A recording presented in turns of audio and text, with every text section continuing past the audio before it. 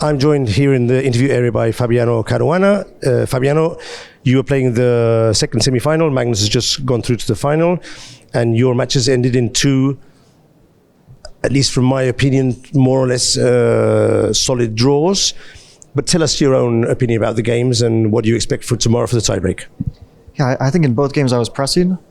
Probably in the first game I had the biggest chance. But when I played e5, I maybe had this move king f3, and it's very unpleasant for him. So that was maybe a pretty solid chance to win the game. Then okay, computers were screaming that I was like winning a rook endgame, which is not the case. It's just like stronger engines show that black is holding. So yesterday I had one chance. Today I felt like I had a very pleasant position. I thought knight a3 is a really really dubious move in the opening. I mean, he should take on c6. It's about equal. Okay, he's a bit better. After knight a3, I started to get ambitious. I thought I have a very nice endgame. And it continued to feel nice for a long time, but he was, I think, defending very well. And then I had this very difficult moment. Finally, of course, there's a lot of moves that could be maybe questioned of mine and of his maybe, but then I could take on e5, or I could play, let's say, rook b8. So I wasn't sure after rook b8, he plays rook e1, and we play a very, very tense position in time trouble. I thought knight takes e5 is more, let's say, practical situation, a practical decision in the situation, because of course I don't want to take too many risks. And there, yeah, after knight takes e5, I'm not risking. So it's very concrete, and he's basically on the edge of losing, but concretely seems to be holding. At least that's what I felt. But I really wasn't sure. And I was also hesitating to take on f2 or to take on b2. Because taking on f2 leads to this very unbalanced pawn structure. And taking on b2, I get 4 against 3 on the king side, and he gets an a pawn. And if I ever win this a pawn, then 4 against 3 with knights is pretty much losing. Or it's very, very difficult to hold, I think, at least. I'm not sure if it's objectively losing or not, but from a practical point of view, 4 against 3 with knights on the board is very bad. But I didn't see a way to get his a pawn. It's very close, but I just couldn't see a way. So I went for this position where I'm pushing my pawns and he can't push his, but if he ever manages to push his, they're very dangerous. Yeah, and my pawns are kind of pushing, but he also manages to get his knight out from a1. I was still a bit optimistic, but then when he played rook f1, I didn't see anything, because his knight suddenly comes into the game either via e3 or d4, and he gets a lot of counterplay. And then I even missed knight b4, so I was like, okay, let's end this game now.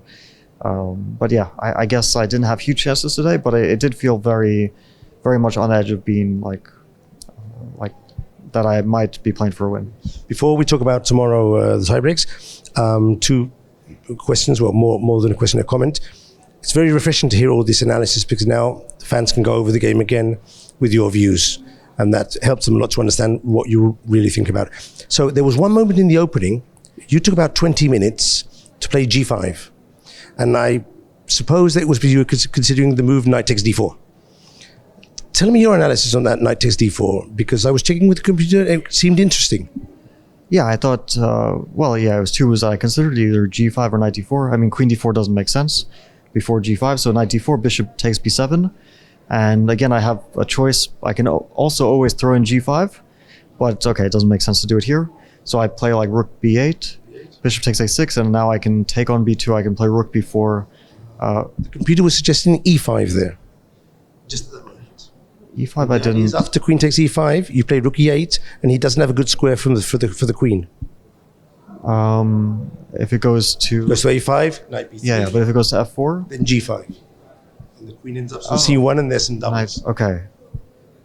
Yeah, I actually didn't see this tactic. So after e5, if he plays queen e3. I can't go into details. You're the grandmaster. I just wanted to see if you'd consider this option or not. No, I didn't see e5. I guess queen e3 is the only place where he doesn't lose an exchange, because any other square like c1, d2 loses the queen, c1 loses the exchange. So e3, I still don't see exactly what I have, but of course, if I'd seen e5, I definitely would have considered this much more. Actually, I have rook b3 and if bishop d3, e4, I realized. So there are some things there. Rook b3, queen c1. I think the computer was suggesting queen f4, g5, queen c1 as the best move, but I can't be completely sure. Okay. Yeah, it's very interesting. Well, the thing is, I did think knight takes d4 Looks like tactically there might be something, but I couldn't see it. And I thought the endgame was very pleasant. So it was kind of two factors that made me go for the endgame. If you don't see e5, then you can't really play the knight takes e4, as far as I understand, because you're losing the pawn on a6. I mean, I can take on b2, but I'm certainly not playing for an advantage. And I guess maybe I'm slightly worse, or who knows. But yeah, it wouldn't make sense without e5.